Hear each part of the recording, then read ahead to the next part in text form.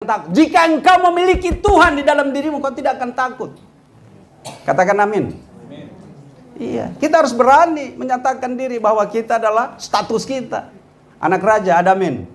Iya. Nah, itulah yang dialami oleh Paulus dan Silas, bahwa mereka tidak takut. Dan apa yang terjadi? Bahwa Tuhan menolong mereka saat mereka berdoa dan memuji Tuhan. Di situ disaksikan oleh orang-orang penjara yang ada di sekitar situ. Dan apa yang terjadi? Bahwa Tuhan hadir di tengah-tengah saat mereka berdoa dan memuji Tuhan. Dan Tuhan menyatakan diri untuk menyelamatkan mereka. Oleh sebab itu di ayat yang ke-26 dikatakan, akan tetapi terjadilah gempa bumi yang hebat sehingga sendi-sendi penjara itu goyah. Dan seketika itu juga terbukalah semua pintu dan terlepaslah belenggu mereka semua. Ini luar biasa, peristiwa yang saya kira ini ya sesuatu yang bisa menggemparkan. Nah, memang benar menggemparkan Filipi, termasuk kepala penjara yang begitu luar biasa. Ya, berwibawa pada waktu itu, dia gemetar menyaksikan tentang pintu-pintu penjara terbuka dan belenggu yang membelenggu kaki Paulus rontok. Ayat 27, ketika kepala penjara itu terjaga dari tidurnya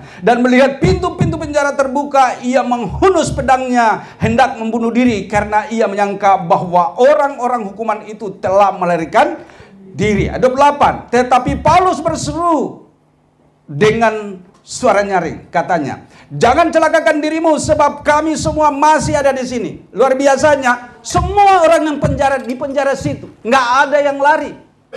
Sekalipun pintu sudah terbuka, nggak ada yang lari.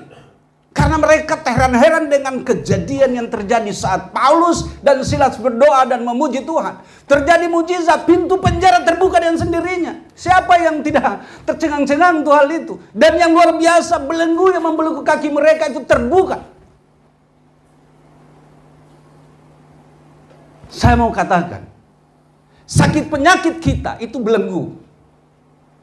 Tapi kalau waktu kita percaya dan berdoa, sakitmu pasti sembuh. Ada amin? Amin. Apa yang terjadi dengan kesaksian hari ini?